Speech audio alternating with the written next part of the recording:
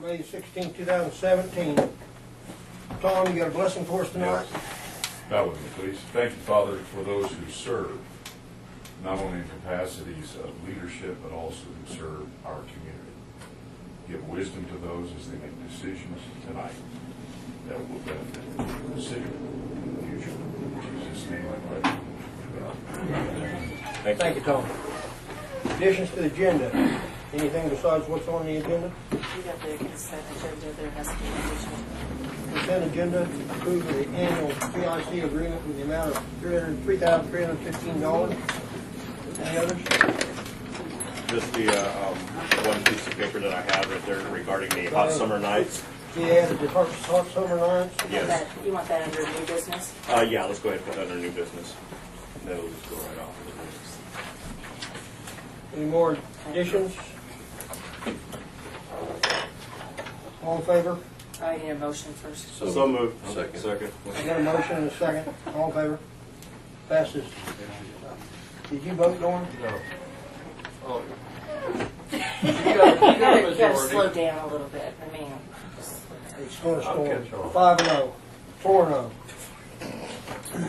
Consent agenda. Meeting minutes from May the 2nd, 2017. Appropriation ordinance 05-12 of 2017, $80.40. And 05-16, 2017 for $85,528.77. So moved. second. Got a motion? Got a second? All in favor? Any more discussion? Huh? Citizen comments. Me.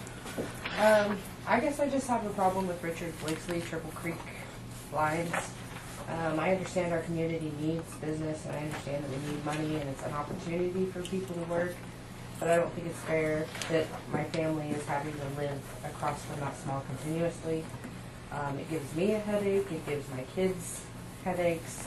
Today, Emmett told me that it smells like gas, and he didn't even want to play outside. Jared's mom, we all know she's not in great of health.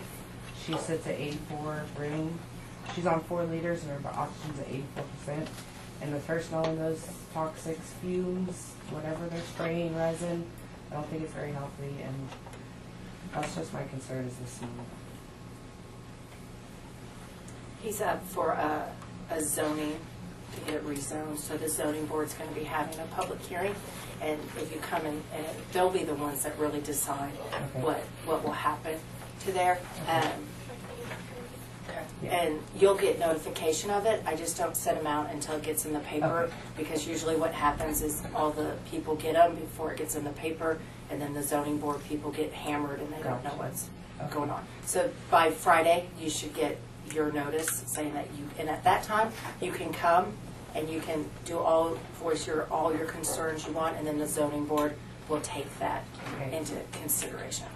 Are there regulations for venting fumes? Are there chemicals? The zoning board can decide that if they decide to Does give anybody on him. the zoning board have the expertise to That- know?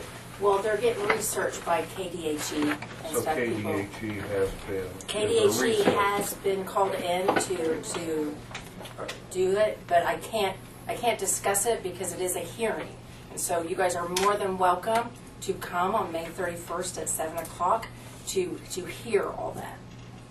But I can't tell you guys that because ultimately if something happens with the zoning board, then you guys have to address it, and it influences your guys' decision. So because it's a hearing, all I can tell you is that you guys have to come on May 31st at 7 o'clock to hear about it, to hear all the evidence. You don't have any information till you get KDHE's information. Correct. So you have to come to How can you make a decision till you get KDHE? Well, you won't make a decision until the zoning board makes the There's decision. a couple of things that hinge in the zoning board's regulations So towards and against that rule, So basically, It we all has can't to say come out at the same anything time. until May 31st at 7 p.m.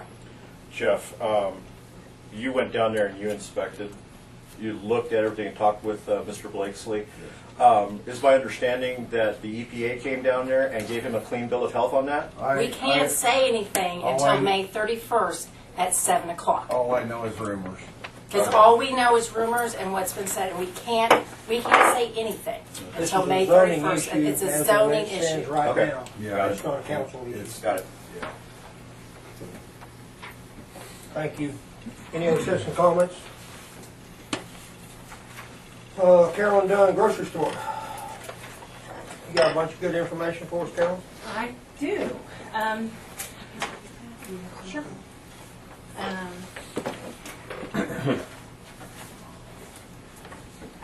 You know, the grocery committee for months had been meeting and discussing what kind of way to restore grocery presence in St. John would work best in our community. The recommendations of that committee were that White's Food Liner would be best situated to work with us, not only because of their years of grocery expertise, but their financial stability as a corporation, and their expertise. You know, they're fit for a small town business. So we've been talking with them for a long time, and they've signed a letter of intent, which is an intent to enter into a 10-year contract with, in this case, Stafford County Economic Development, provided that basically we provide the building. You know, so it is not the binding lease in the end, but it's leading to the binding lease. Since this is kind of a big deal, we thought that it would be fitting to issue a public statement in conjunction with the city, because the city's been very involved with this, appointing the grocery committee all along. And so what I've provided to you is, that statement that for you to consider issuing jointly.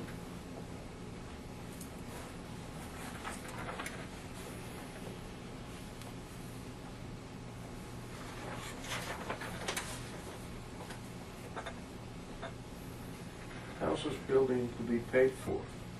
So it will be a combination of rent.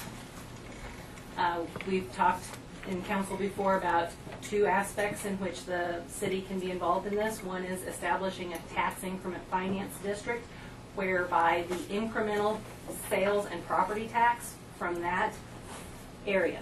So the property tax that is over and above what is collected with the current building there now, and the sales tax from that facility would go back into paying the debt on the building.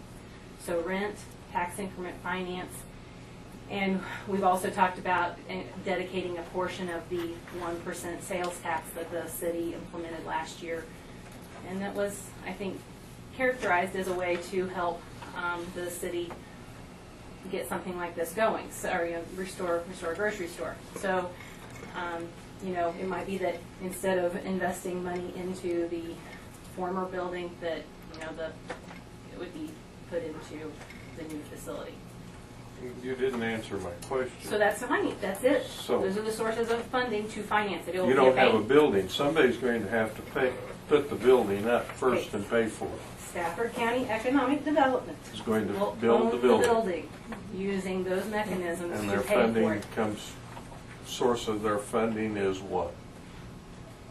Right there. Rent, tax increment finance. But you don't have any rent till you have a building. So if somebody's putting up a building that they're going to rent to Because we economic have a commitment from, that's why this letter of intent is such a significant step in this process.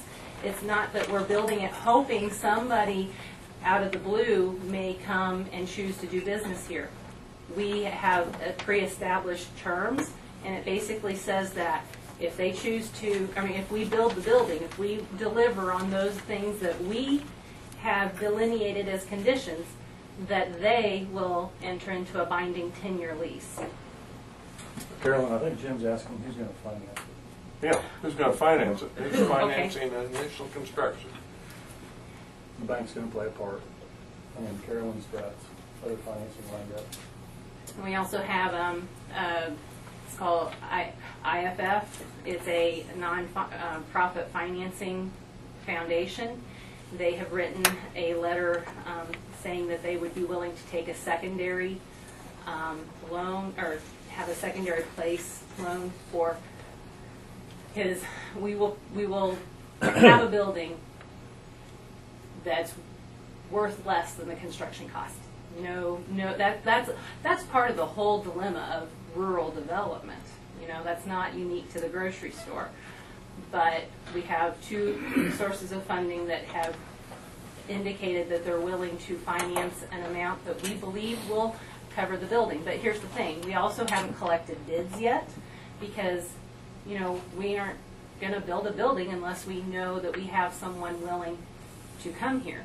So this is that step that allows us to go ahead and get those bids from contractors and have more than just that guesstimate, that educated guess of what we think the scope of cost is going to be.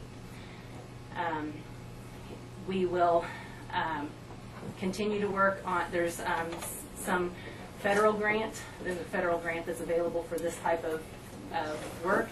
I intend to make application to that. If we get it, it would allow us to breathe a lot easier with a whole lot less debt. But I think we have to have a plan in place that we could do this without that funding in place. We also have received, we've also, Financing, Chad, may I ask you? Yes, there'll be some local financing along with, we've also received some significant The individual secondary donations, financing. including a cash That's a donation donation. from You SJ&J. had some donations, et cetera, et have some cetera. cash donations, but we will need more donations. But it's hard to get the community excited about donating until there's a So what percentage commitment. of equity are you going to start out with? It's going to be an 80% loan, 90% loan, that we're going to try to pay off with rent and sales tax. Well, here's the thing. This is I think also a part of kind of this structure. The city isn't the one that's on the hook for it. Stafford County Economic Development is the one that takes out the loan. That's still the taxpayers in the long run, I would But think. we're 501c3. We probably get about 20% of our funding overall from government sources. By and large, are funded through grants, including grants from private foundations. So yes, taxpayer dollars do play a part in it, but it's not the primary source of funding for this organization. Yeah. They'd be the vehicle to get it done, the economic development. Carolyn, so what are you exactly wanting from the council? Are you wanting to try to get an idea of what kind of sales tax they're willing to give? For today, it's just a woohoo! We have somebody that's coming to town. It's just the announcement. Hey, we've got a real credible grocer that's ready to come do business here. It's good news. The letter of intent is simply a non-binding pat on the back, so to speak. What you guys are saying is that you are happy that things are moving forward, that you are in agreement that with Stafford County Economic Development that you'd like to see a grocery store here, that you'd like to see White's Food Liner, that you want Stafford Economic Development to continue to work with White's Food Liner. You're not being bound in anything. It's just more or less, it looks good and keeps everybody happy. And correct me if I'm wrong, but that letter of intent is signed by Stafford County Economic Development and White's Food Liner. Right, So it's not even signed by the city. You're just Yeah. She's just telling you. We're just Right. telling you, Just hey, this updating. is, you know, But if I might direct the council, I think when we started out, the sales tax was put together to help get a grocery store. yeah. Economic development and for infrastructure. That's what the sales tax is. Okay. It doesn't say It doesn't for the specify. grocery store. It just says for economic development and infrastructure. Correct. Those two things, which the Correct. grocery store is economic development.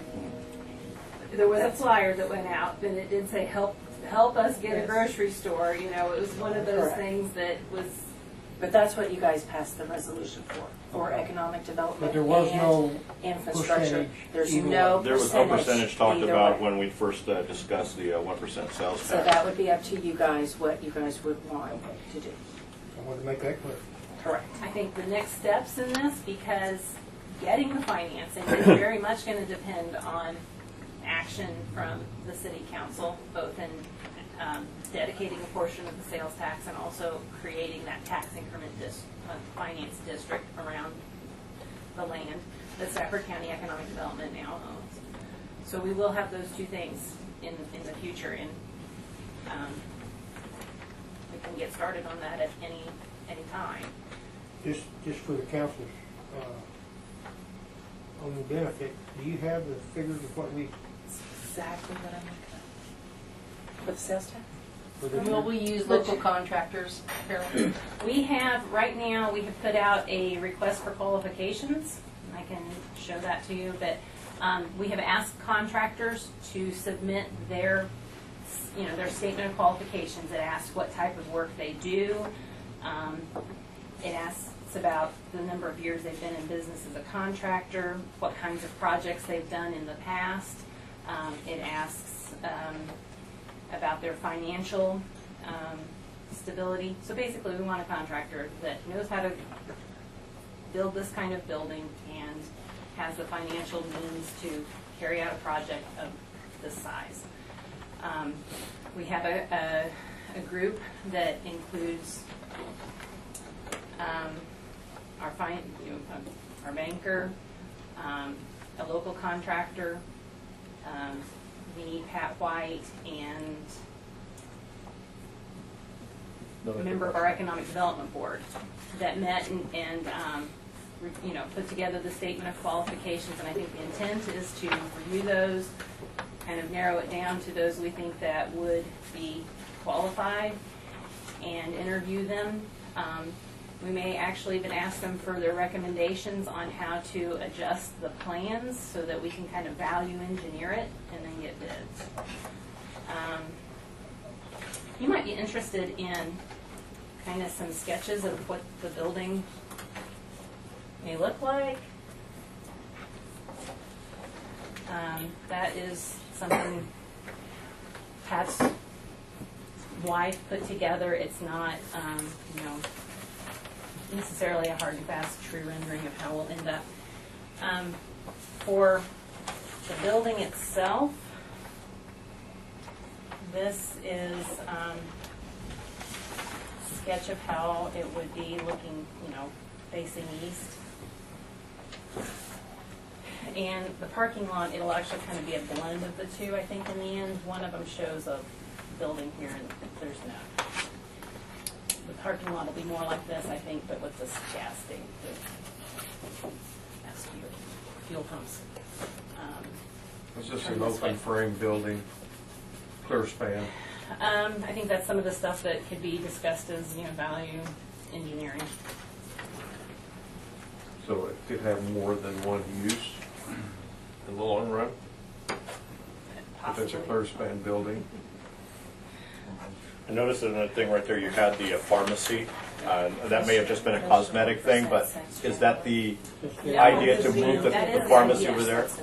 The pharmacy has kind of a separate letter of intent that we're working through. So through April, we haven't gotten these yet. So they will pay rent as well. Their commitment has been to, they plan to come to St. So John you're averaging. initially in another building, but to move out to this facility when it's built. Since.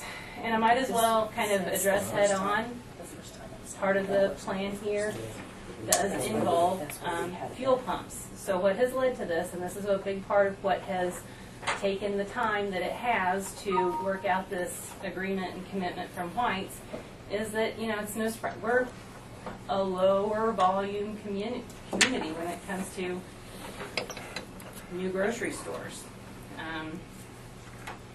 We're in that situation where, our feasibility study from the initial study for the grocery store showed that even if this facility is free, it's going to be difficult, if not impossible, to sell enough stuff out of a building of 3,500 square feet of selling space to be profitable.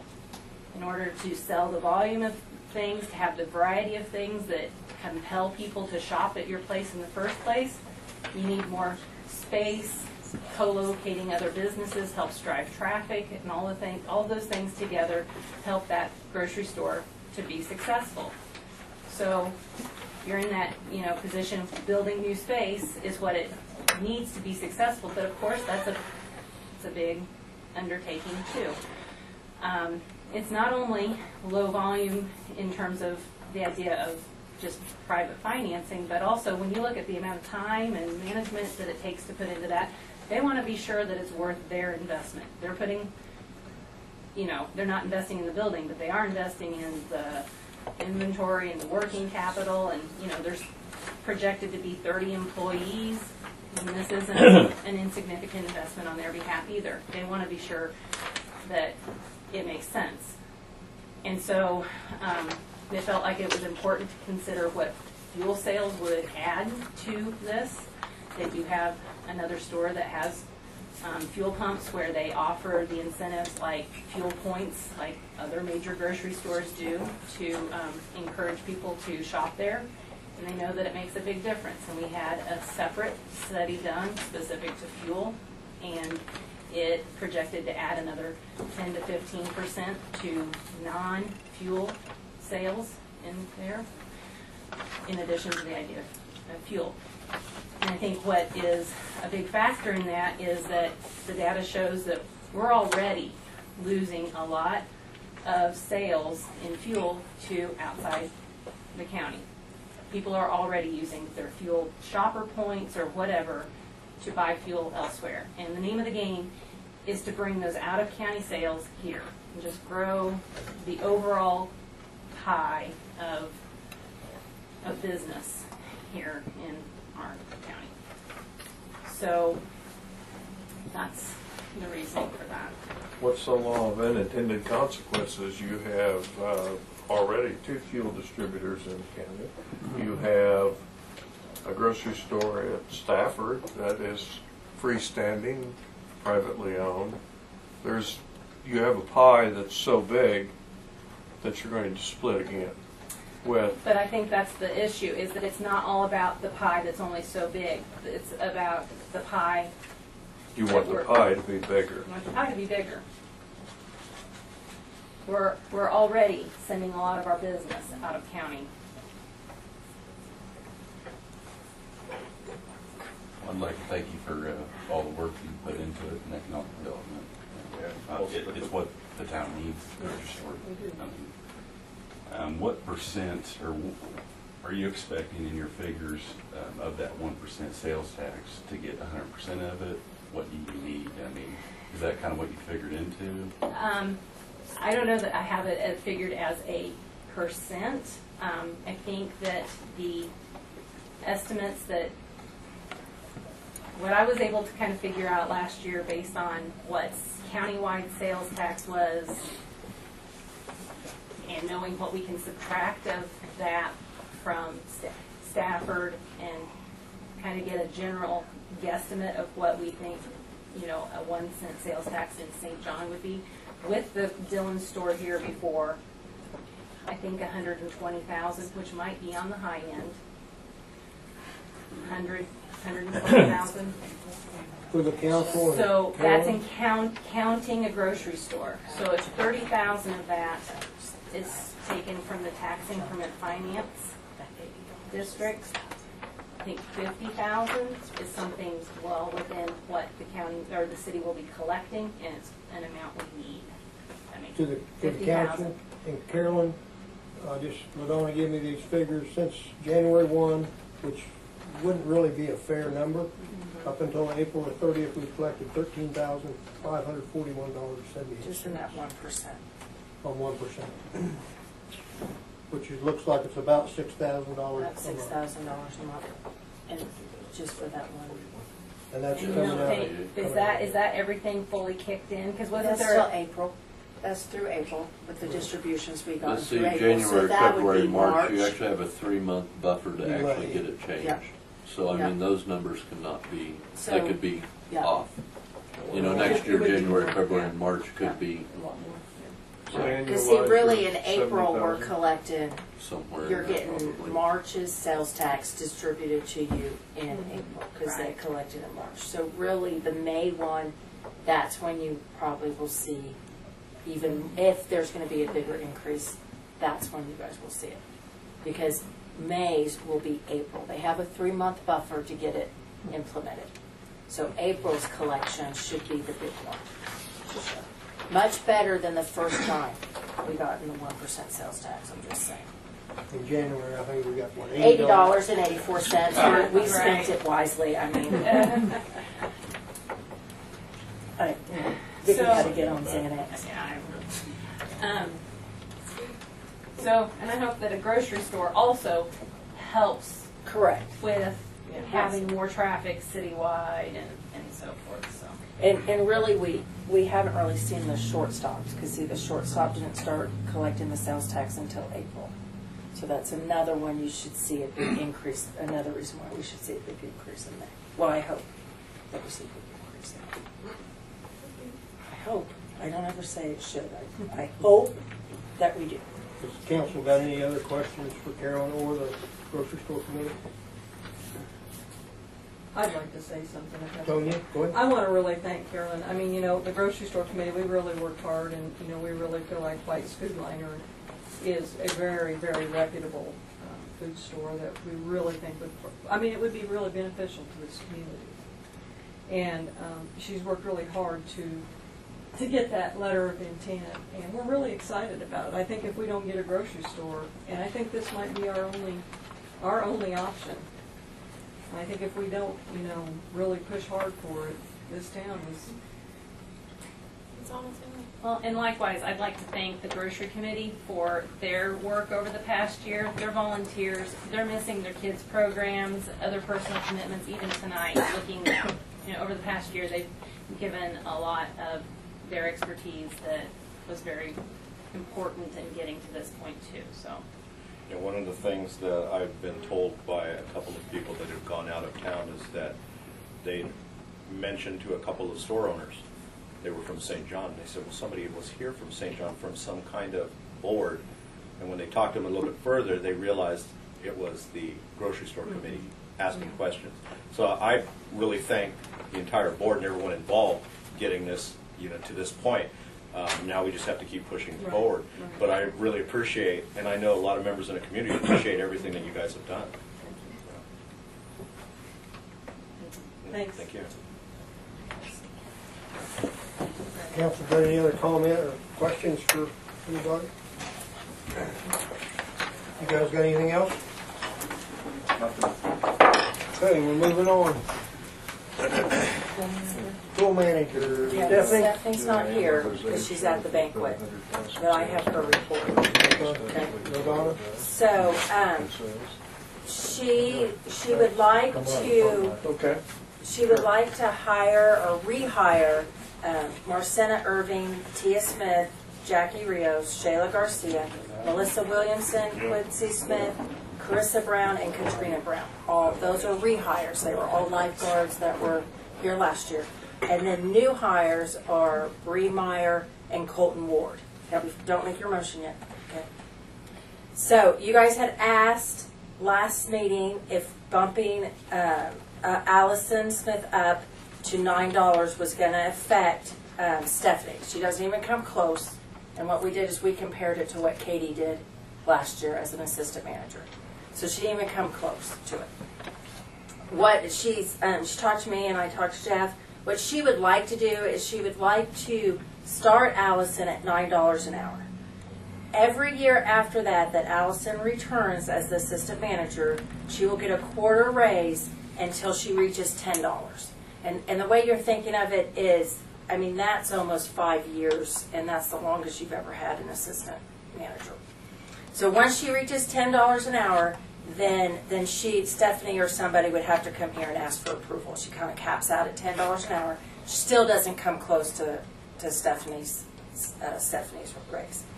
Then what she would like to do for the lifeguards is she would like to, they start, the first year, they start at $7.25 an hour. And they're always part-time.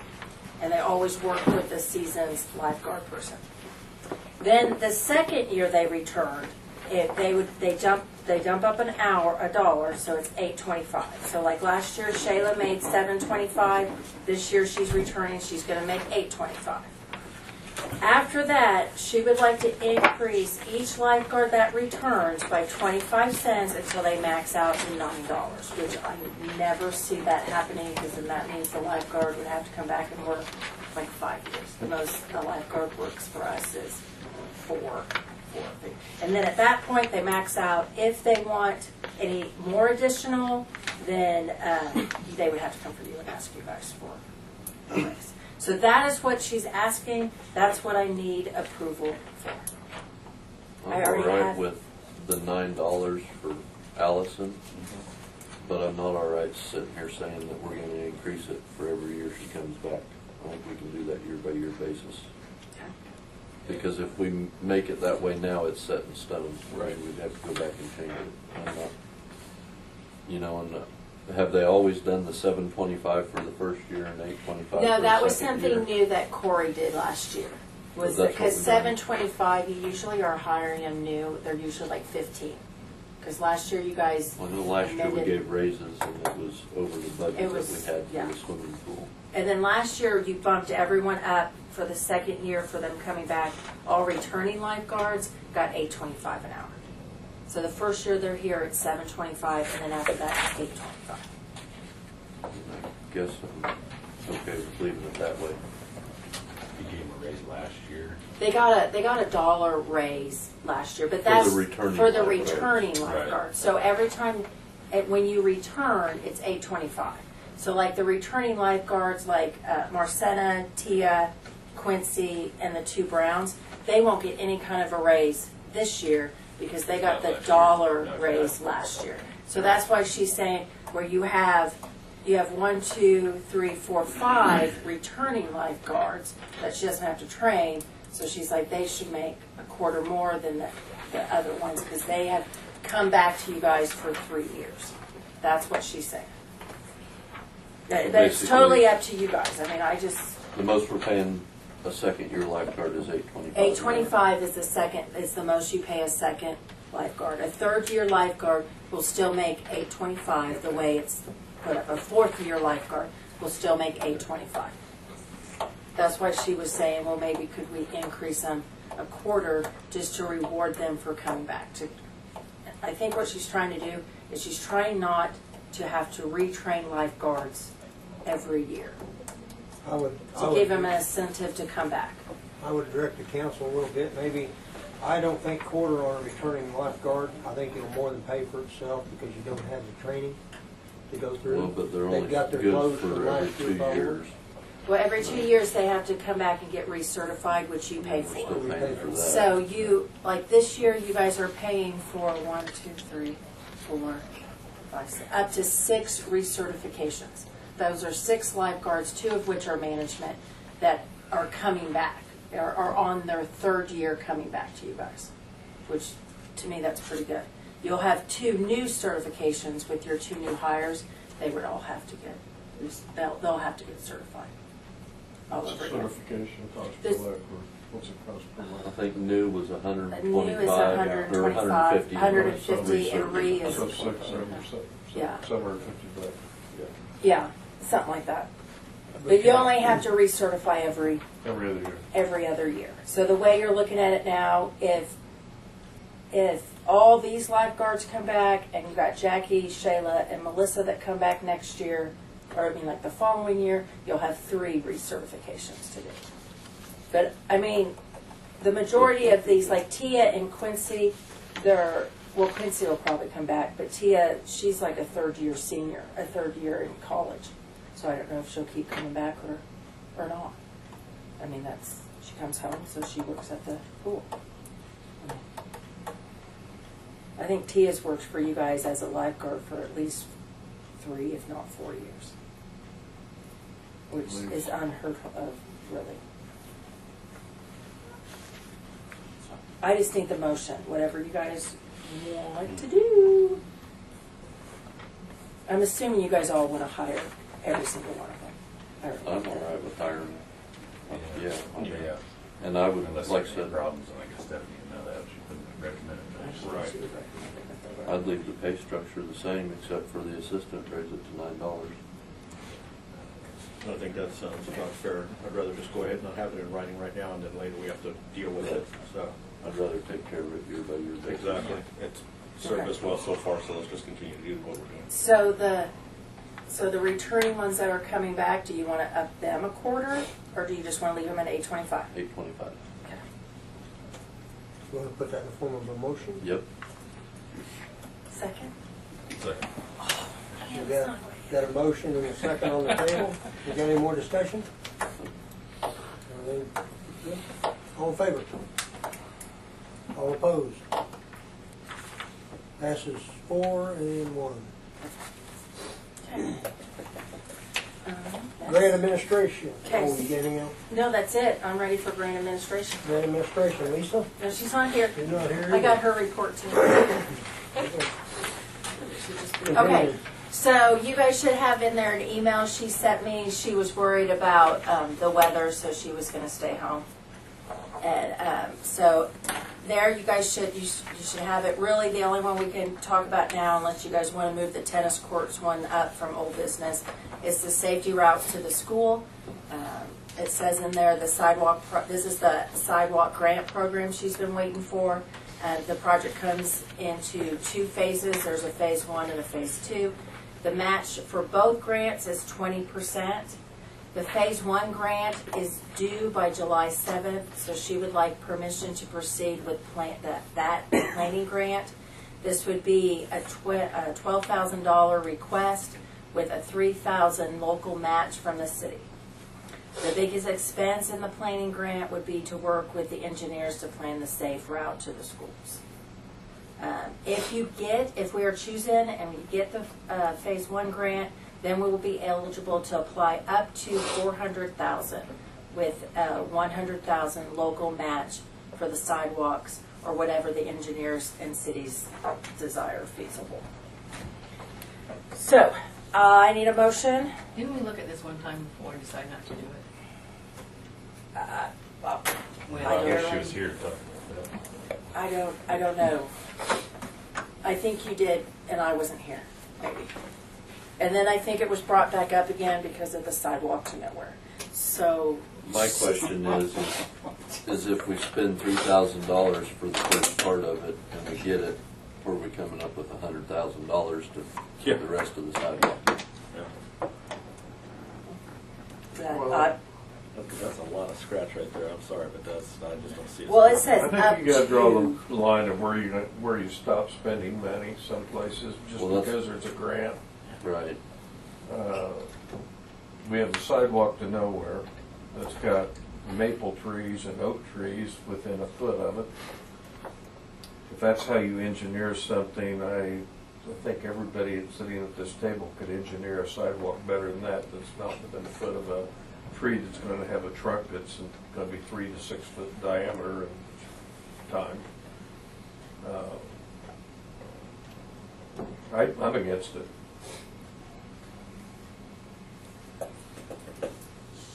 This is saying up to $400,000. Doesn't mean you have to apply for $400,000. It just says up to.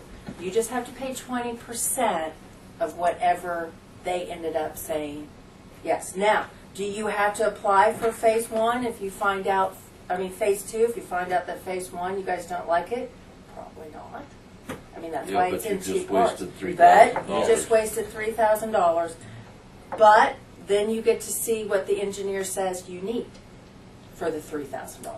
Right now, you guys don't know what you need. I would almost rather, if it's not due until July 7th, maybe she can come explain it a little bit more. It doesn't sound very good right now, but I'd rather have some more. I'd rather have some more details on this from her. So she's in favor of it. No, I'll just take a look.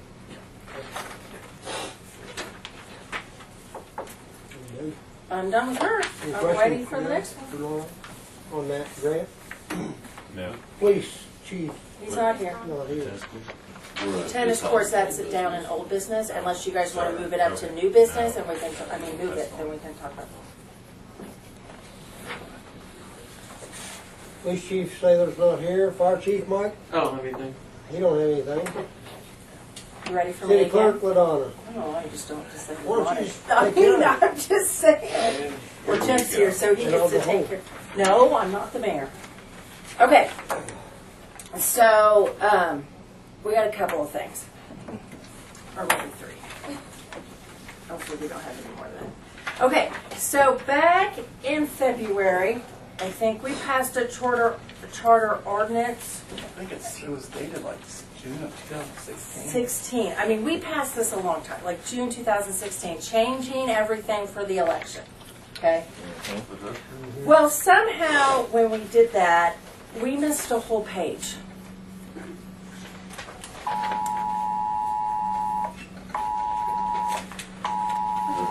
That's me.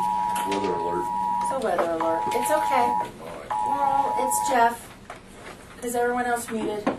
Mine's muted. No, I think it's Jeff. Mine is muted. Okay, so basically what we forgot to do was to tell Nita how many qualified electors people needed to do a petition.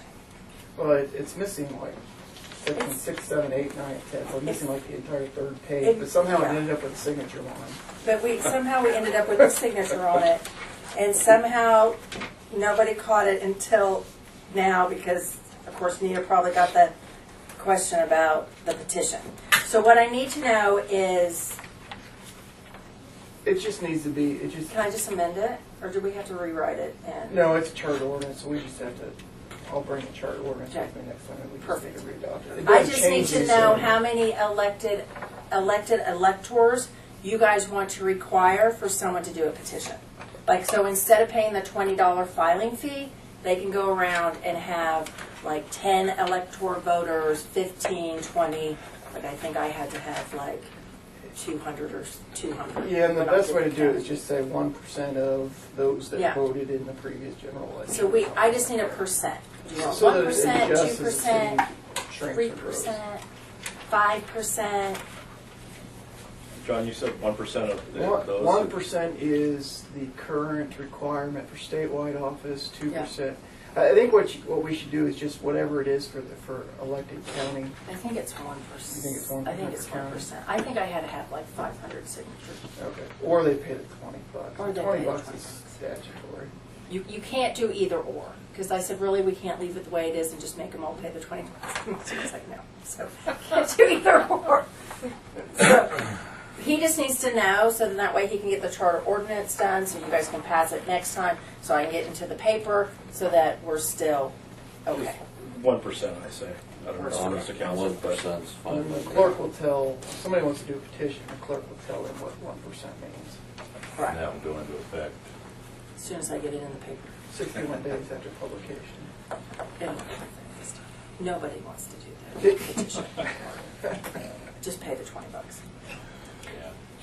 It's cheaper, trust me, it's way cheaper. Okay, next in there. So, since there is a new council member on there, and we had an incident last week, which I totally understand why it happened and totally get it, we're going to go over the COMA regulations.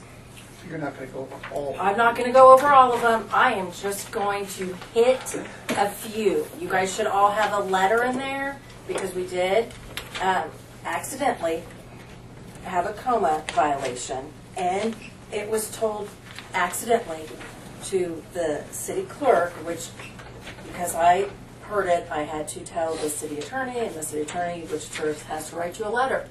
We're bound by law. That's why you guys got it. So, just to make it quick and painless, and John pretty well spells it out in there. You guys can't talk about any city business together outside of council meeting. So that means if Sherry's at the shortstop, Bobby's at the shortstop, Marshall shows up, let's say Jim goes out there for a cup of coffee, you can't talk about any city business None whatsoever. You guys don't even have to make a decision. The minute you guys talk about it, it's a coma violation, okay?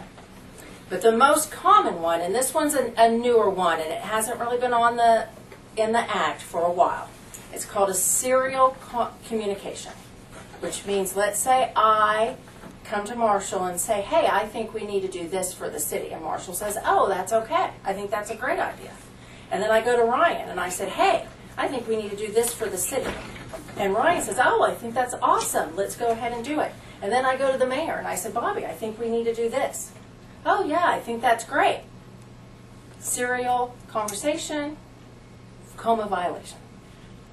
So you guys can't do that. Okay. Just keep thinking of it this way. If you're communicating with somebody for the purpose of getting an idea of whether that'll lead to a binding action, meaning to collect votes, so to speak, then it's probably a coma violation. If Marshall, after, goes and talks to another council member, just their discussion, because you don't have a majority of individuals there, that is not a coma violation.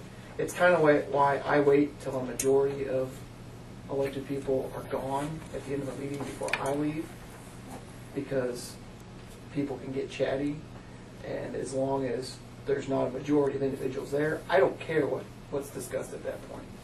But if the idea is we're going to get around a majority of people not being present by simply going from door to door, then that is a violation of the spirit of the Kansas Open. Another easy way of doing it is like when I send out a text to you guys and I say, hey, we have to have a special meeting. Can you guys come on Saturday, this day?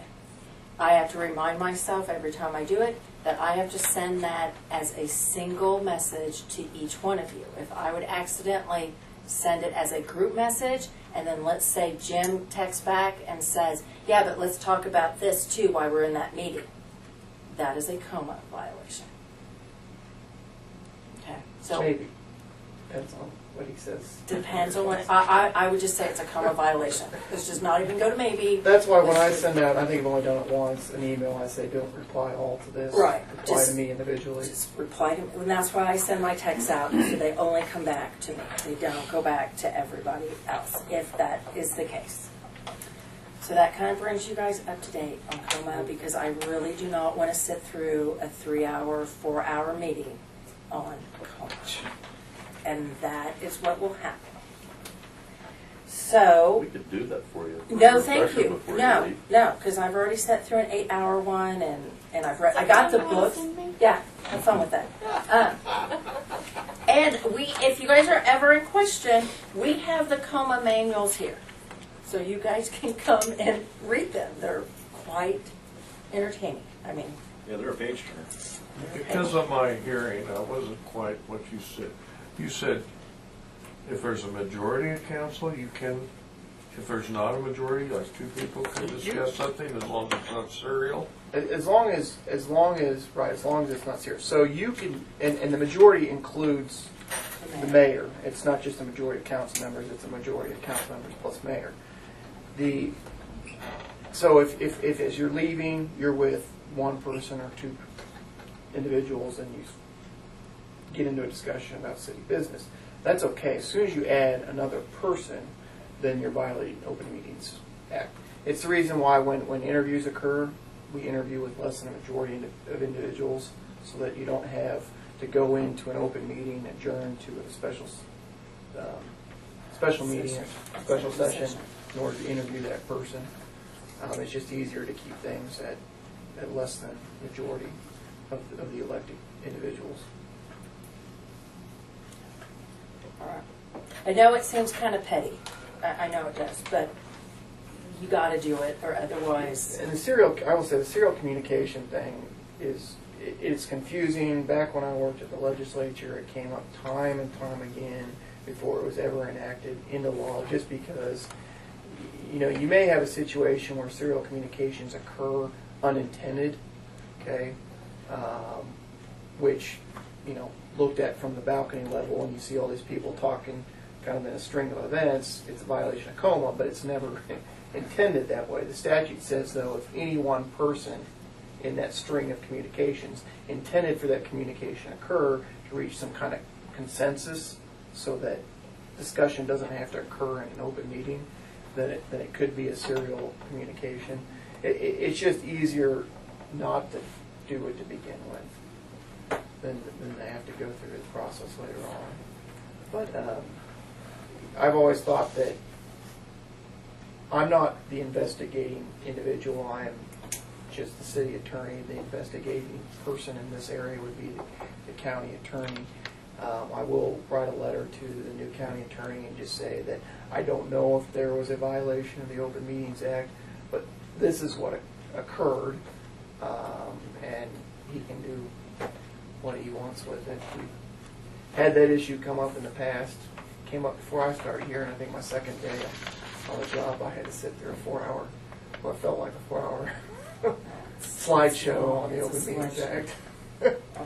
Open Meeting Records Act. Just to clear the record, we're in this table. I assume this is on seasonal help. It was. It was. It was. It's kind of one of those no harm, no foul, because there wasn't any action taken or anything that was really done that affected the business.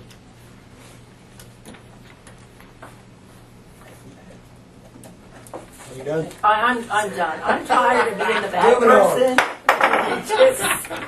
Oh, Jeff, city superintendent. well, that's the first Let's question. talk on the about it. table. Let's get her out here in the open Segue so into everybody that can bad hear boy. it. I wanted to hire Champ for the summer, just to mow and weed eat and help patch and that stuff, you know. And so I did go around and talk to some of you, and that was a no-no. And you talked to me last, and I said go for it. And I apologize for it, but now I would like to hire him for the summer to mow and patch. He's one we don't have to train. Everybody, all the school kids, we used to hire 2 kids in the summer to do that. Everyone that we've ever hired in the past has destroyed more than what they fixed. Champ's been around here for a long time. He takes care of the fountain. He takes care of the grass. You don't lead him. He just takes care of things. And so, you know, we've got a pretty good summer on our plate. We're going to tear out a lot of asphalt and repair it. It's going to take a fairly good crew. And even when it doesn't rain very much, it's still a full-time job for 1.5 guys to mow everything we got in a week's time. And he can service the mowers and that stuff, you know, and I don't have to worry about him. And he wants to leave and take off a month and go with Pam to Thailand in June, which is fine with me. But as soon as we get asphalt, we're going to start tearing up streets and repairing. So that's going to cut the crew down, and I have no linemen. So the line guys, I've got a couple of guys that are going to help me, but that cuts the crew down considerably. So I would like to hire him, and when he left here, he was making $12.81, but he had benefits on top of that, and I'd like to pay him $13 an hour. And no benefits. No, because he'll be seasonal, so we can't offer So the when the benefits to when the mowing's done, we'll send him home. So Just have you had anybody else apply for that? I mean, We haven't nobody was advertised didn't- expecting to I come did back. not advertise it because everybody we've had in the past, the last 3 years, we've fired. We just have not had one that we even wanted back. They've destroyed more stuff than what they've helped. We've tore up about 3 mowers in the last 4 years. Them mowers are $20,000 That's now, $20,000 a and piece. I just, Light poles. and yeah, amongst other things, concrete, you name it. I mean, and so I would rather not deal with it and just have somebody that we don't have to worry about. Plus, he can run equipment and stuff. You know, he's been here long enough that if we need him somewhere else, why, he's just that much handier. So, I've got 5 guys that have less than 2 years' experience. I've got 4 guys that have less than a year. And, you know, it's been a struggle, but we're going to get it. But it just lightens it a little bit where Champ's been around here and he can take care of a lot of these things. Well, he's a good kid, that's for one thing, so. We don't worry about him. I'd like to move to hire Champ Watson at $13 an hour. Second. Got a motion on the table, and we got a second. Any more discussion? All in favor? All opposed? Passes 5-0. Can I just, sorry. Sure, So, go ahead. you guys, the funny thing about all this is your ordinance allows the mayor to delegate hiring authority to Jeff. That's what I thought. Yeah. That's the But reason you why I have- asked So you. that's I why told this you had to me go all for it. confused Isn't when it, this But determination. it's So- never been that way since I've It's been never here. been that way. Oh, my. So if the mayor would, but he would have to probably come to council regarding, unless you're gonna say anybody you hire starts out at X number of dollars. You're gonna have to come, he's gonna have to come here and ask for. And he has to complete the paperwork before he starts. Yes, So I will see him at 8 o'clock. he will be Tomorrow. here at 8 o'clock. Not at in the 7. morning. While we're on this He'll be subject, here sitting in the break room till 8. probably. while we're on this Not paying him subject, until 8. I've got a question for the council, or the mayor, or whoever wants to answer. In a situation that I just went through between me and Jeff, was I legal to do that? You can hire. No, this is a different situation, You because I want to know, right now. You can hire anybody you want. Okay, can you fire anybody? You can. You. You can. I mean, You there's. can, but we have to have cause. Like Or- Jeff and You I know where have I'm to have going, cause. Jeff. I want to know. But I want to know now.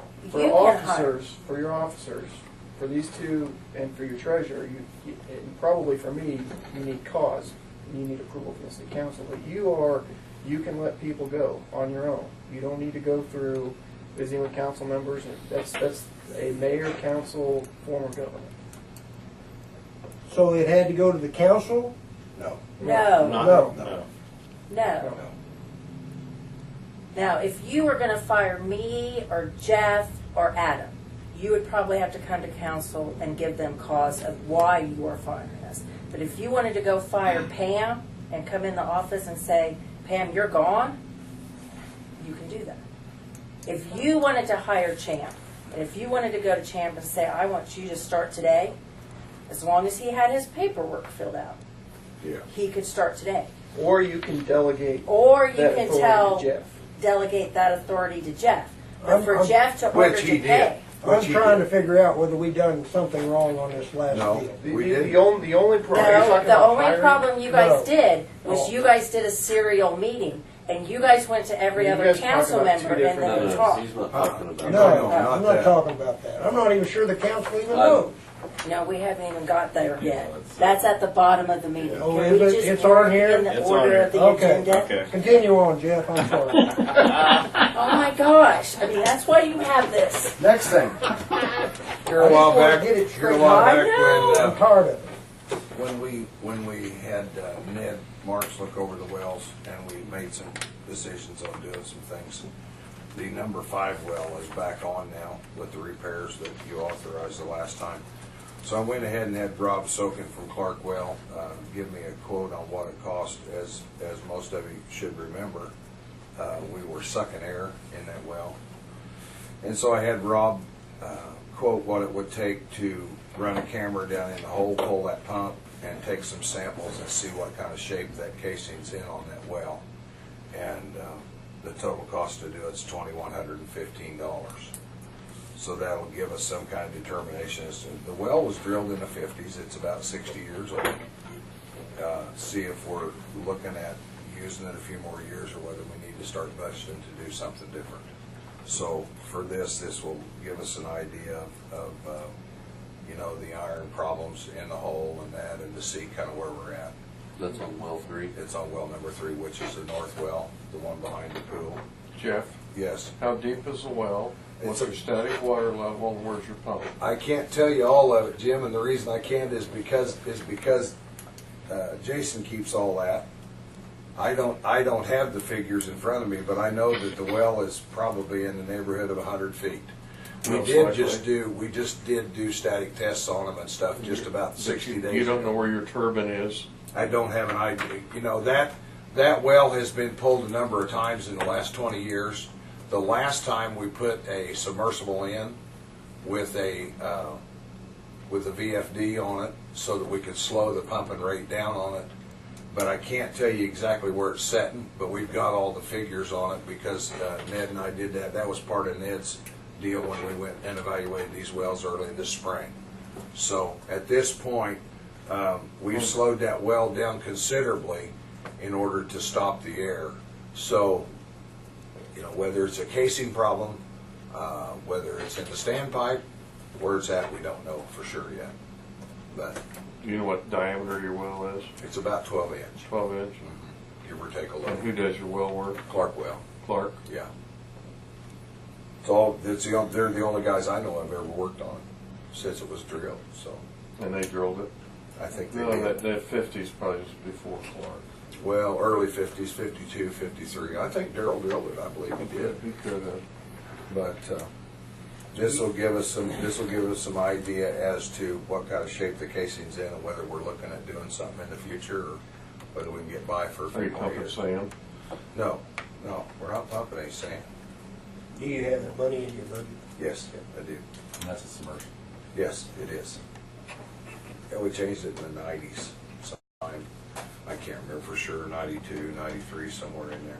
How much gallons per minute is pumped? We pump anywhere from 125 to about 360, give or take a little, one way or the other. So, It was $2,115. $21.15, yeah. $9.25 to test and $11.90 to pull and run the camera. So for a total of $21.15. Do they have any ideas what they're gonna find out? I mean, what are we looking I at? think we're probably going to find some iron and manganese problems, I'm guessing. Just like I said, you know, it seems like it's been out of the hole about every 10 years, every 10 to 12 years for something or another, and we went from the top, the bowl type pump and that to a submersible, and that submersible's been in there, I'm going to say 17 years, 16 or 17 years. So, but the well, you know, it pumped a lot of water until we drilled this 7 and 8 back here when we put the nitrate plant in. And we still do rely on it to pump quite a little bit of water, but it's probably, its time's probably limited. We might get 10 years out of it yet. I don't know. That's what this will tell us, just about what kind of value we've got left out of it. But they want to run a half stream and run the camera in there and see what they can see and try and clean up the iron in it. So I mean, it seems to be pumping until we start pumping it hard, and then we start losing. We start pushing some air. So. Jeff, this was on Ned March's recommendation, is that correct? Yeah, this was on the deal that we did with Ned in the spring. Jim, to bring you up to speed, we had Ned March come in and do a study on the wells, give us some recommendations on what he thought needed to be done after we done the nitrate plant and drilled the 2 new wells. And his thought process was, to remind, correct me if I'm wrong, but he thought we could vary the rate on some of their wells Drive on. and get a blend in more water. And what we've done right now is we're blending 80% of everything that's going through the treatment plant at this time, and then we're trying to keep it that way. That's the maximum. They'll let us blend. They won't let us shut the nitrate filters clear down because of the resin now. But we're at 80%, and we're still running really clean. So We're under 9, aren't we now? yeah. Eight- We're 8.2, 8.1, 8.2, 8.2, yeah. Now, we expect for that to change a little as summer comes, you know, which it will. But, When they fire the irrigators up, I'm sure we will. but it's still, you know, if we can blend 60% even, you know, we've done really well. We've cut our regenerations down by a considerable lot. We bought our first salt, 45 days ago, first time since last July. So, everything that we're doing is benefiting to slow the cost down on the nitrate plant. I have no reason to believe that this is not going to help a little bit more. You know, it might be something simple. We never know. But I think for that $2,100, it's well worth looking into. It's a well that we rely on quite a bit. So, anyway. So how many total gallons are you pumping a minute if you have everything on? It depends on the day. You know, we might pump 600 gallon a minute. Sometimes we'll pump 8. Sometimes we'll pump 5. It just kind of depends. You know, we have these set up to where we can, like I said, we can change the speed on them, and we alternate the wells often enough.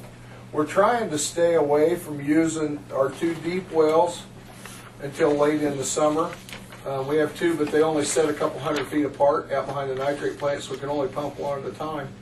But the one that gives us the worst problem is the west well, the number 4 well. But we've got it now to where, you know, we've slowed the volume of what we're pumping down from about 475 to about 3 1/4, and we've cut the nitrates down considerably, probably a third. And that's the well on the west It's the one on the west end of which town. is the first place that you get the plume of Which is the highest one that we have, yeah. So we try and pump it as long as we can. There's going to come a time we'll have to shut it down, probably, you know, later on in the summer, but that's when we'll go to the deep wells later on in the summer. And your plume of nitrates is fairly narrow, is it not? Because your other wells don't pick it up like your No, that one picks it up the worst. Yep, it does. So anyway, but the money's in the budget to do it, so. Yeah, I think that's fairly cheap to look at a well. I think so. I think so. I just need someone to say, I moved. Yeah, I moved to approve $2,115 to have well number 3 inspected. Second. Perfect. You got a motion on the table, a second, any more discussion? All in favor? All opposed? Passes 5-0. Perfect. The other thing I have is, I don't know how it was listed on your agenda, but it's, Perfect, that's what I wrote. during all this commotion out on the highway with buildings changing hands and grocery stores, all of this stuff, we got to do something about the primary wire that's running out there, because it's right smack dab in the middle of where the grocery store would go. But the biggest part of it is that part of this runs on Chad Fisher's property and runs down to a shed that belongs to a third party, and it's cutting his property right square in two. And for all the years that the welding shop was there, it wasn't a big deal. But he stacks material out there, and the wire is hanging right down in the middle of that property and splitting it. And Davis's went in and laid, they even put him on city sewer and put him on our lift station out there. But it needs to go underground.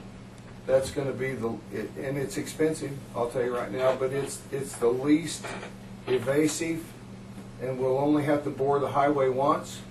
That circuit that feeds out on the highway and comes back around to Kansas Dirt, it also feeds a nitrate plant. Goes to Prairie Street and then goes north, but it picks up 3 circuits that it can backfeed in case of an emergency, or we have a storm and we lose part of our stuff. I can reroute. That's the only circuit that I can reroute things and bring them clear around town and backfeed them into the school, the rest home, the downtown area on the west side, and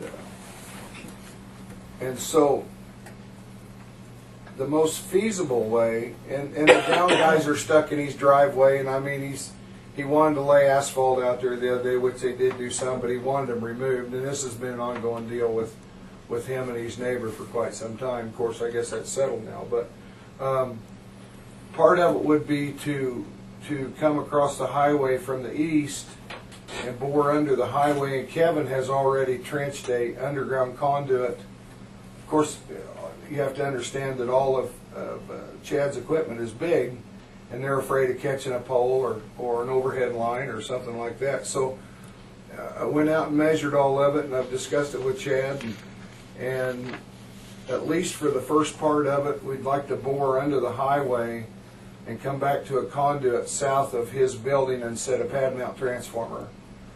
And as this deal progresses with the grocery store, then that transformer has what they call feed-through bushings on it, so that I can tie right onto that transformer and go on and bring the rest of the feed around the back of wherever the grocery store ends, so that we can tie that circuit back together. I don't want to wreck that line out until I absolutely have to, and I hope it's not till fall, so we can get some load off of it. But the nitrate plant's on there, Kenwood's on that circuit, and the rest of the the shortstop's on there, all the stuff on the highway, and that. And so, if we have a really bad storm, it could be very crucial to keep that circuit on as long as we can. We do have a standby generator for the plant, but it's not meant to be a long-term deal. I mean, emergency, you know, but in order to do it, the transformer's $3,200.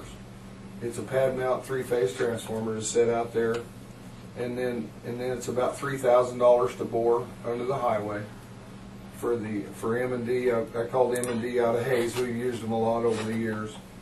And then the other cost would be the conduit. The conduit comes in 500-foot rolls so that we don't have to glue it together, and it can be pulled. We can bore it and pull it, and then trench the rest of it on out. And the conduit would run $3,350, and then about $6,000 for the wire. So about 16,000 total. Somewhere between 12 and 16,000. But now I don't have to do all that wire at once, depending on when the, you know, we could wait on. All I need is I need about 1,200 feet of wire to pull 3 phases across there right now. A reel's 2,500 feet, and we feel like if we go back behind where they have run the sewer across from Kansas Dirt, that I can lay that wire in behind there and be out of their way. And then by the same token, by doing that and bringing it back into the existing line that's there, why then when the grocery store comes in, then we'll put pole mount transformers back there. That pad mount would be the only pad mount we have to put there. And so that would save, because a pad for that probably $10,000 or $12,000, and I see no need to. We've got plenty of big transformers, and I see no need to put any more underground than I absolutely have to. But this is a clean way. It runs right smack dab in the middle of the driveway between Kansas Dirt and between LJ and J, where they're gonna part all that out. So, and I don't know how much ground is going to go, you know, north or south, depending on how this is. Now I know that part of the ground is going to go, that's behind that pole line, is going to go for the grocery store. And so when Brian Davis dug that sewer line in, we tried to get it back plenty far enough that there would be room to build a building in there. So without staking it, knowing exactly, we think we're far enough back. But if I can buy this in any footage amount that I want, and if I wanted to buy 300-400 footers, it's $236 a foot. You know, I can just buy 1,200 feet of it and do what I need to do right now, and leave the line up as long as I can, and then we can see exactly where they're going to set the building. Then we'll know how much wire to bury after that. Jeff, how far west are you going to go from the highway? Well, that sewer line sits about 400 feet back, Jim, I think. And from the looks of those pictures, I'd say, you know, that ditch is really deep out front, so that parking lot's going to have to go back. But, you know, our lift station sits back just about parallel in line with where I want to bring the line across. For just my thinking, and if it were my own project, if the more I could bury to prevent long-term maintenance issues, I would bury as much as I could and use on-ground transformers. My thought about part of this has been to move it clear back to where the property line divides, where Sammy's shed sets and where Kansas Dirt picks up, and they've got a road through there. I did not measure it back that far, but that's probably not a bad move. That'd be 700-800 feet probably. I imagine, times 3, you know. Yep. One reel would probably do it. They're 2,500 foot reels. One reel would do it from that pad mount back. And so we would eliminate that, but I need to feed that back because we got a lift station there and we got a nitrate plant there. So, but maybe just the first step would be just to buy enough to get to that pad and get this moved over. And what's your time frame? You don't want to do it because you're in the I don't know, in the middle of air conditioning season. I don't know. See, I want to get Chad, we want to redo that meter service and get those transformers down out there at Kansas Dirt now. But as far as wrecking that out, I don't know. I guess that'll kind of depend on them. You know, as to what kind of how fast they're going to go forward too, because the pole line sits right behind the building right now. I mean, it's going to have to come out. There's no two ways about it. So do you have some time on this? I would like to get, I'd like to set up with Kurt to bore this. Have you talked to Midwest? As I talked to them about building a place, and they would provide me, if I did the labor, a half-mile worth of conduit, etc., and a set of transformer. Well, that's basically what we're doing for them. You know, the same thing as what they're doing for you. The city would be doing that for Chad, which we've done in the past. We're buying all this electricity from Midwest. Mm-hmm. And see, that's what we've always done for our customers too, was supply them with the transformer and the stuff into there, and then and get it back in And return since you're putting for this billing. new building online, maybe we get a little quid pro quo from Midwest. Oh, that ain't gonna happen. That ain't gonna happen. I'll guarantee you. We got the best deal in the country right now. We're not gonna trade it for nothing. Us and four other cities. I sure would. I would sure if I want a clean looking. Well, it is. You know, that's that whole thing. And Chad has done a lot to clean up St. John. He really has. Why would we junk it up with above power poles? And that's the thing. You know, we can keep the poles to the east side of the road and come down and go under the highway and get that first one set. I'd just do it right. I mean, And then let me measure out. You know, if I need, and then I can come to you next time with the rest of it and know exactly how many feet I've got. Be cheaper in the long run, I think. Oh, it will be. It will be. You got the money in your budget to do that? I've got the money to do it. I have to take it out of about 3 different places, but we have one for poles, transformers, and cross arms. We have ones for supplies. We have circuit rebuilds. You know, we've got. I've got the places to get the money. So Budgeted for this year. yes. We'll be doing budget. No, you're gonna be doing budget About June 2 1st. weeks. We're gonna be doing budget in 2 And weeks. see, we cut this budget back a year ago from 25,000 down to 12, and I still got. I mean, we're not going to do anything else, but I don't have the help to do anything else anyway. So, I mean, the money's there to do it this year. So do you want to get all this stuff done right now? Well, is that what you're wanting? I can, you know, the freight is the difference. Some of it gets freighted in, some of it I have to pay freight on. If I buy it through Chris Davis, why they bring it to me on the truck. But I would like to at least buy enough to set the pad mount and get the pull under the highway first. And then after that, we can trench, you know, it'll be, like I said, it's a feed-through transformer. So we can go from there and go back as far as we want to go and come back across. And leave that pole line there till I absolutely have to take it down. And hope we get through the summer. So is the 15, or those figures, is that what it takes to do what you want to do? Yeah, that's enough to do. It's enough to tie it back together, but I think I only want to do half of it and just get to the pad mount now. And then set an outgoing elbow out of there to where we can pull back in, so. Does that include sales tax, your figures? Because you'll have to pay sales No, tax. it 'cause it's doesn't. electric. But it will only be, it'll be, the conduit is 336. 6% on 16,000 is $960. What are you, 8%? 8.5%. 8.5%, 9%. So you guys just want to make sure to have your estimate include that sales tax amount, so then that way we don't I have need to come buy at back. least one reel. That conduit comes in 500-foot reels, so I only need to buy one for now. See, just to get me across the road. So that's $1,500. You're wanting to come across the You're looking highway at right plus now. $1,500 Yeah. sales tax. Yeah. This See, is the overhead right here. Right? this right to the back of the property. See, he's tied into that old meter service over here. Yeah. And brought conduit under here, just set to right here. So I want to bore from, I've got a pole almost directly straight across from there. Yeah. Bore this underneath and bring it up right here, and then stop, and then come from here and maybe even go clear back to that driveway. So you're only going to where Trying that, to come this way and that then tie pole- in the pole line over here. that's where that transformer's going to Yeah, yeah. That's all I need to do right now. And I need about 1,200 foot of wire, and they'll cut it the lengths I want it. And the wire runs 236 a foot, so 236 times 1,200, $2,500. About 6,000, about 9,000 with the transformer is about what it'll be, and that'll do all of it. And then With the the rest, sales tax. yeah, probably less than 10 for all of it with the sales tax too.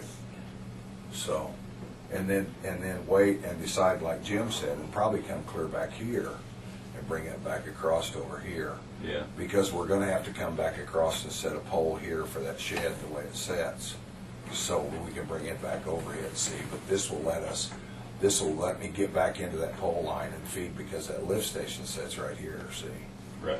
And we have to I was feed just here. curious, I guess, why you wouldn't just turn. Well, I was, Primary, and you that's- don't really know where the grocery store is gonna That's be. the problem, you know, because with that ditch being so deep and the way that parking lot looked on them drawings, I think you're looking at the front of the Yeah. store clear back here, so I think we're back 200 feet at least, Okay. give or take. Yeah, I think that is. So I think Go to the pad. if we go to the pad and then give me time to lay this out and see what, kind of give them, at least let them stake it. I think we're 3 months away, 4 months away, from anything, and I don't think I'm wrong. No. And that will I think give us you're further time, than and maybe 6, and that will get us through the load for the season. But we'll get this done and get this out of the way, and then tie on to that and probably come clear back to this driveway. I think, and that way we're plenty clear. You don't want to cut that; it blows up really well when you hit it in the ground. Yeah. But this will get Chad off of me, because I know he wants his pole line out, and we're going to move a pole over here, and I think he's going to foot the bill on it to get it out of the way. This pole line, this other pole line, see, it runs clear down here to the corner of the shed. It runs all the way through here, and that's what he was talking about, because he parks equipment on both sides, and I understand, he wants it out of there, and I know he and I and Sammy talked one day, and I think they're going to move it over here next to the road and tie it back into the building, and we're going to cut every bit of that down. So anyway, but I've got enough to do this, and then we'll see where the money's at for the rest of it. Yeah, in the meantime, if they flag it out and we can go. Yeah, then we'll That'd know. be a Yeah, lot once it's better. flagged out, then we'll know. Yeah. But, and I think Brian was hoping that they would even tie into the sewer line, because he buried it straight across from the lift station, but that's a $64 question, so. So yeah. it's- About 10,000, Need a You motion? need 10,000 or 9,000? about 10 with the tax. I make a motion to approve 10,000 plus tax. for That'll that. give us room. Got a motion in a second. All in favor? All opposed? That's 5-0. You get your line bill. I think that's all I got. Guys, thank you very I have much. One other thing, Jeff. Did we want to discuss talking about Mark, What Mark Tompkins Mark as Tompkins. a contract for your lineman, Um, you get someone hired, or do you want to I don't think know about what, that? I've talked to Mark a couple times before. He's really not interested. Okay. Okay. Yeah, We'll just- just- And he might change his mind, or Doris might change his mind, but the City last attorney, go. time we tried it, it didn't work very I well. was And then going we to talked ask you about that it. this morning. I don't have anything. You don't Okay. have I don't really Get you have, the he's not really executive. an alignment, but he's a good power plant operator. Old business. Okay, so you guys got the U.S. tennis No, you're, courts yeah, you're right. on there. So you guys should have in your packet, you should have a letter from Josh confirming that the school board will go in and help. Now, in your letter, he didn't give a quote at how much, but Lisa put a quote in her email that they will not go over $15,000 for the new renovations. But the school will go up to $15,000. That did not come from Josh. It came from Lisa on the email. Are you talking about to The do tennis repairs courts, on for that? the or- repairs of the tennis courts at the school. That Okay. the school board will go up to $15,000. But that wasn't on the letter that was in your packet. Now, I can tell you that, did you see that, did you? You don't have the letter. Do you want the letter? I don't get I it. can tell don't you need that. it. It didn't say that I have more than capable help. If the city wanted to put that money towards something new, if I knew how many yards were there, there's a good chance that we could pour most of that slab for another tennis court beside that one Yeah. for the money that we'd have. Yep. And I spoke with Josh because the school owns that. I've got That two lot. pretty good concrete boys that I And- hired, and Right now, he says they're contracting it out for homes, but nobody has bought it yet.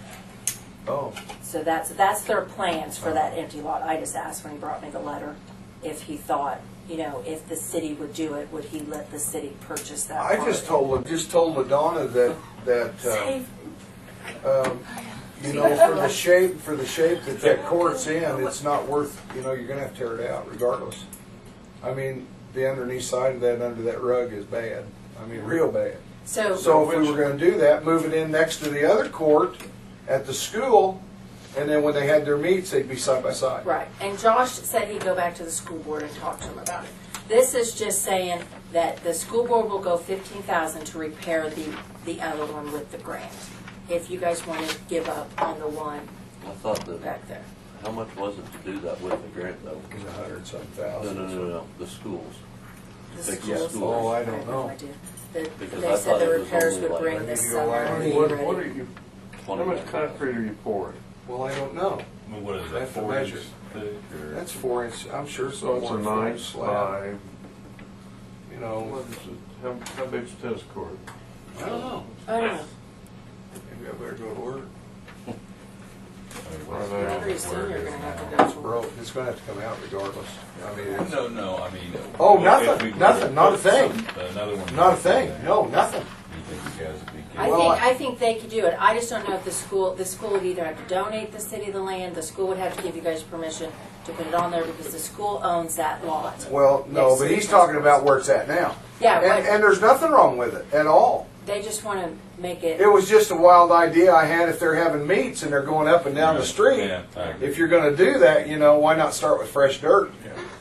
So. That was just, it's just And my we guess. can table it until Lisa's here on the 2nd. Give me time to measure it and let's see how much room we Yeah, got. let's- Let's yeah, see let's what, do that. because all we're gonna have is the cost of material Right, let's do that in the I table mean- for the next meeting. Well, you're gonna have fence.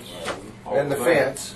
But But you could back up, you could better back up to each other. Yeah, You you use could. at least, only have to build 3 sides. 3 sides, yeah. I think the north courts are designed to play like a clay court. I talked to Rebecca today at the athletic banquet, and she'd never played on a clay court. I told her I'd go up and hit on them with her. I think that's designed to play like a clay court, which is why they put the underlayment of the grass down. The Or biggest put thing for the grass was then put because sand. it was cracked so bad. And then put sand over it to make it play like a clay. Yeah. Well, that was the cheapest option they had when they did it because it was the concrete's terrible underneath it. We did that 25 years ago, 30 years Right. ago. But is it unstable surface underneath, or are you just playing on a I think- artificial turf covered with sand? I think you're just playing on artificial turf covered with sand. Well, and see what that's designed to do is play like a clay court, Yeah. which is very slow. You get a lot of strange bounces off clay. We depending did on the that to spin on the ball. satisfy some women So that played it up may there. not be a total necessity to change. It might be something that can be fixed with sand and a rake. We used to broom it all the time. Yeah, exactly. Yeah, we used to broom it all the time. But you go to tearing it out and replacing it, and then you've got double the cost. Sure you do. You could pour new cheaper than you could tear out and You can. replace. Yep, you can. But I'm thinking, I told Rebecca I'd go up and hit on it with her, that I bet it's designed to play like a clay, and that sand over the top of the rake may That was make to it control playable. the speed of the ball. That's what Yep. it was for, yeah. Yep, that's It was. exactly what it's for, and they play like a clay court, which is, so maybe people are looking at 2 different things. Well, You you're know, looking at because high school tennis compared to play tennis, I mean, that was, Well, because they the used French it for- Open's played on clay, Sure. and But they- Wimbledon's played on grass. You know, So they did it, they said that it just didn't work for their meets and stuff, so, I don't know. Okay, moving on. Perfect. You guys asked me about the time clock system, if you guys could cancel it at any time, and you guys can. You are not locked into a contract with them.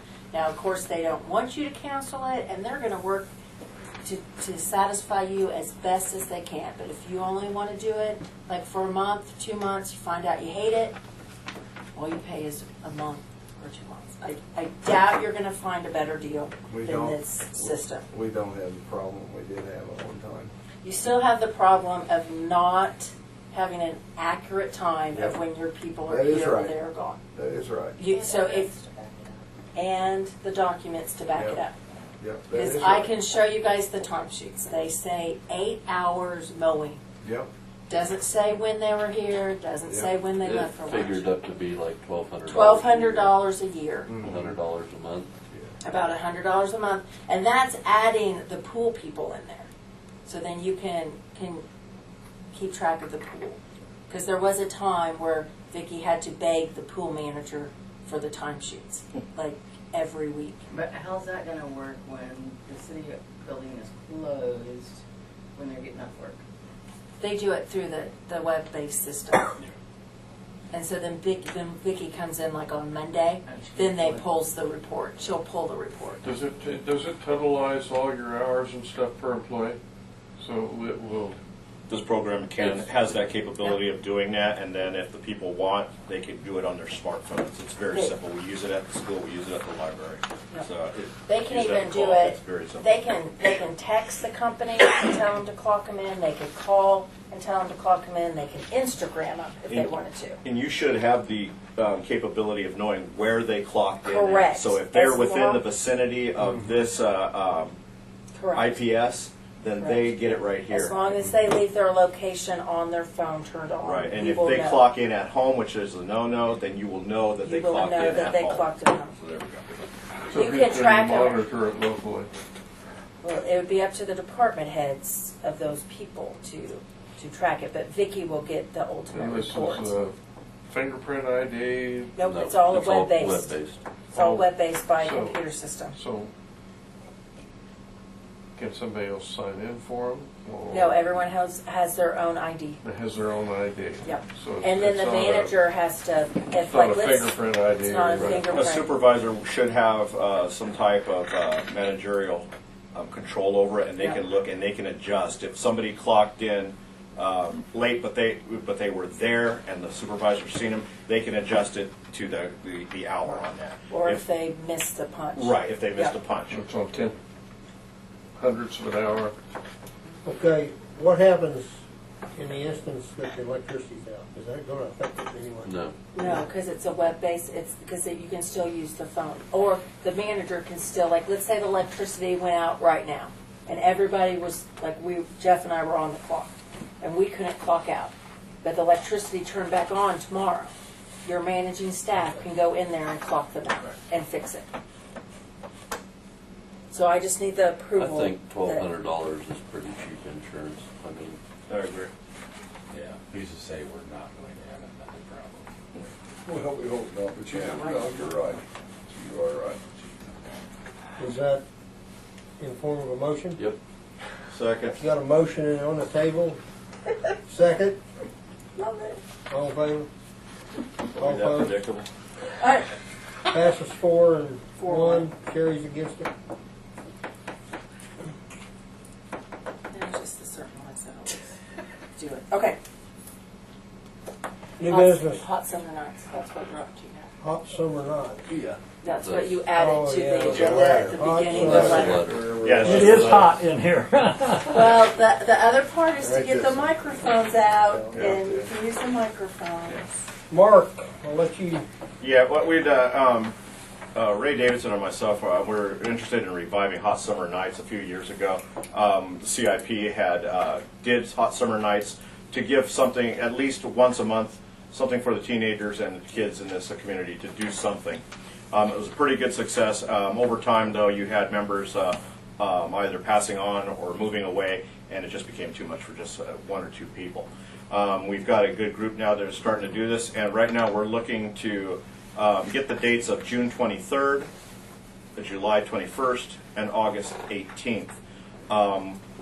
We would like to get permission to use the city square in the block of Broadway between 4th and 3rd Avenue. We would like to begin this at 5 p.m. and run until 11 or full dark, whichever comes first. We would like to do 2 phases, one at 5 to 8 p.m. for all youth, 5th grade and up, and 8 to 11 for high schoolers only. And we probably have some adults there as well. One of the things that we were concerned about was the insurance, and I talked with LaDonna, and the city covers that as long as we were not doing fireworks And a race. and a race, which we don't plan on doing. The last time we did this, the most strenuous thing that we did was just a bouncy house where all the kids were bouncing all over the place. So I think we'll be all right. So we're looking for permission to get those dates approved, and I will not be voting on this. I will abstain from Go voting for it. since I'm on this, so. Consensus. Okay, I'm fine with it. awesome. I think it's a great Need a idea. motion? If you need any help, let me know. Okay, excellent, great. Yes, yes. Can I speak for a moment to this? Yes. I know you've already approved it. One of the things that I'm looking at doing is I'm going to go to the banks tomorrow and set up a fund.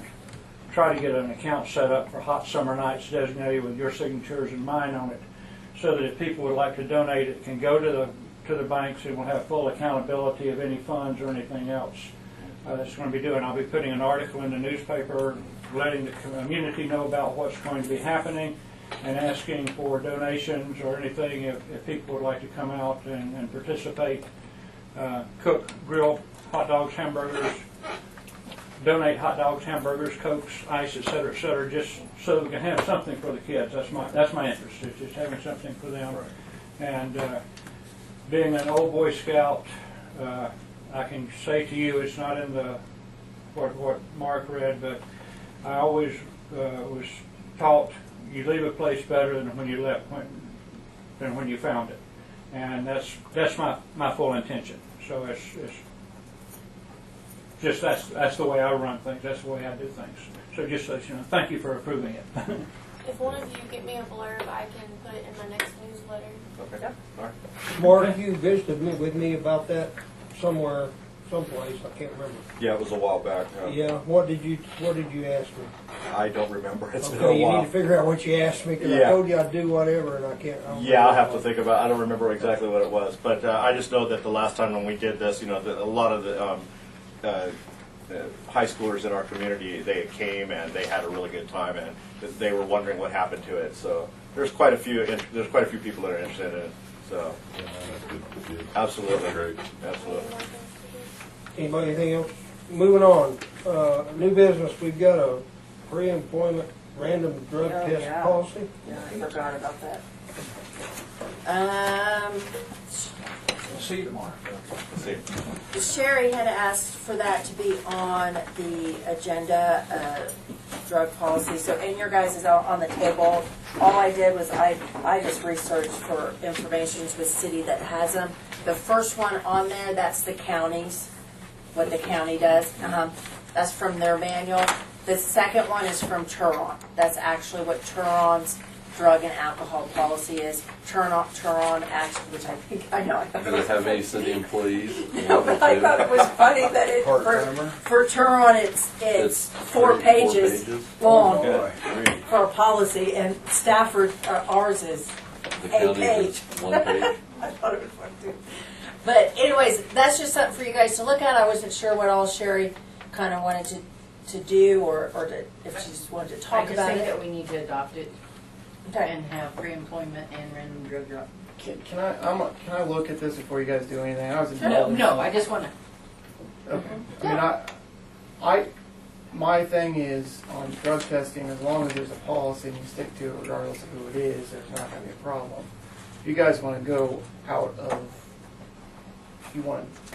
there are companies that do random Yeah. drug testing. If you want to do random drug testing, you have no control over it. You get an email or a call and they just say, send so-and-so to the wherever. And it's out of your hands. You can't be accused of anything, and that's the purpose. I was involved in some litigation with the city of Toronto involving some city employees, so this kind of concerns me. I want to look at it before you guys start. I just think it's a good I just idea. thought it was funny. It got faxed to me, and she even told me who they use. I mean, to do it and stuff. So. But if council is wanting to put in place a pre-employment drug policy is different than a current employee drug. You can say, we will hire you under the condition that you pass a drug test. Okay, that's different than having somebody drug tested over and over again, or having random drug tests of employees. So there's kind of two different policies or two different ways of doing it. It's probably good to have both. My thought is your employees are at will. If you suspect they're under drugs, don't even bother drug test them, just fire them. But that may not work when you're having trouble retaining and hiring people to begin with. So if you guys want me to I can come back with some options. I guess I didn't really know we were going to talk about this. Is this something council's wanting to do, or? I don't have a problem with it. Neither do I. I think it's a pretty good idea. I'd like to see some more information on it. And Nita did say that the only ones that that's subject to is Road and Bridge. None of the other ones. None of the other ones are drug tested or anything. It's just Road and Bridge. That's what she did say. You guys have CDL? Is there Some of us. a reason that we want to do it, Yeah, other than that Yeah. you think it's a good idea? that makes sense. Well, Do you want to hire somebody that's on drugs? Not necessarily. But Your question is, I'd prefer is not there to somebody work beside now him in the who's air. using drugs? do we have an issue that we're? I don't think we have I an don't think we issue, want to do no. the No. drug I testing. don't want to have an issue. Let's I don't wait a think we have couple an of issue, months. no. I think Just the three of us here.